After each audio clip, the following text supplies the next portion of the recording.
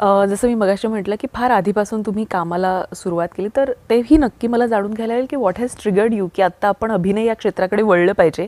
कारण मुळात तुम्ही कलाकार म्हणजे जे स्कूल ऑफ आर्टचे स्टुडंट होतात, पेंटिंग हा तुमचा विषय होता. तर मग पेंटिंगपासून टी व्ही स्क्रीनवरची कला ह्याकडे आपण कसे वळलात?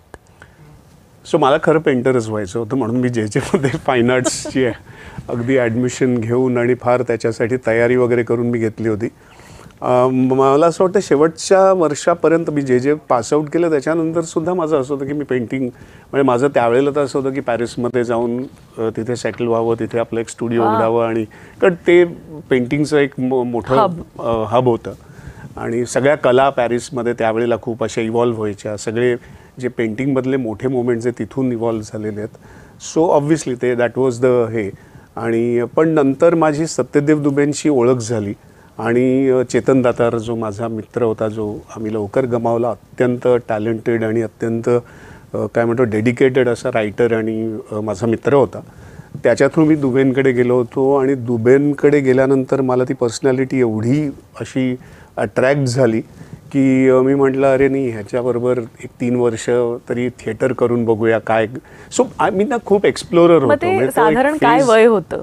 दॅट वॉज कॉलेज पासआउट झालो होतो मी ऑलमोस्ट काय म्हणजे 24-25. म्हणजे मी ऑब्व्हियसली ॲडव्हर्टायझिंगमध्ये काही काम त्यावेळेला करत होतो सतत. आणि ते करता करता मग मी दुबेंना थिएटरमध्ये जॉईन झालो.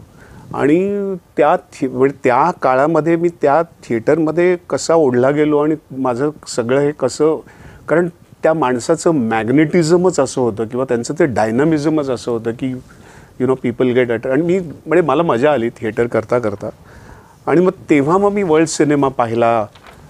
थिएटर बघण्यासाठी आमची ती दुबेंची नाटकं बघण्यासाठी श्याम बेनेगल, गोविंद नेहलानी यायचे.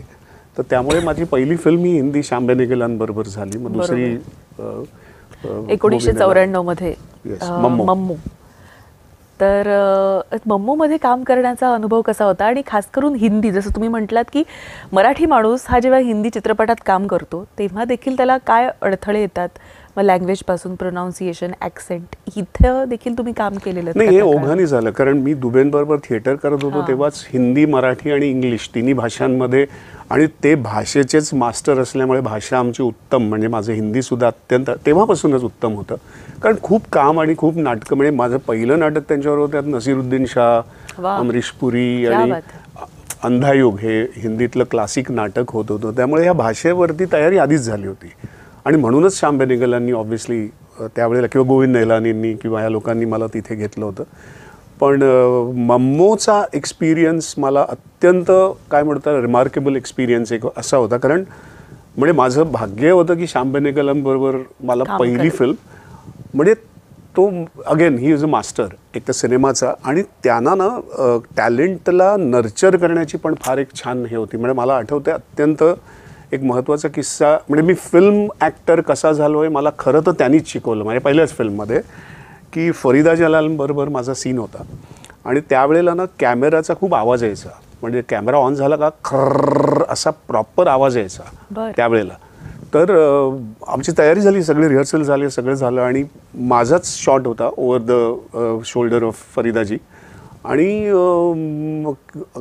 ॲक्शन म्हटल्यानंतर कॅमेराचा आवाज आला आणि मी ब्लँक व्हायचो. आणि असं 2दा-3दा झालं. मलाच कळे ना, एवढी तयारी करून एवढं सगळं पाठांतर हे सगळं करून असं का होतं आहे. त्यांच्या ते लक्षात आलं. त्यांनी मूर्ती कॅमेरामॅन परत, म्हणजे त्यावेळेचे परत गुरुदत्तचे जे कॅमेरामॅन वगैरे ते असं सगळं. आणि मग त्यांनी मला बाजूला घेतलं. ते अलभ्य लाभ होता हा. म्हणजे पण मला त्याचं जास्त टेन्शन आलं की या सगळ्या सिनियर्स बरोबर. मग त्यांनी मला बाजूला घेतलं. ते मला म्हणाले, संदीप मी तुझे नाटकं पाहिली आहेस, तू उत्तम ॲक्टर आहेस, you are a stage actor. मला हेही माहिती तुझी पहिली फिल्म आहे. ज्या दिवशी तू बिलीव्ह करायला लागशील ना, तुझा विश्वास बसेल की camera doesn't exist, then you will be a film actor. हे मंत्र किती सोपं आणि किती म्हणजे आयुष्यभर पुरण्यासारखं होतं. त्याच्यानंतर मग गाडी सुटली.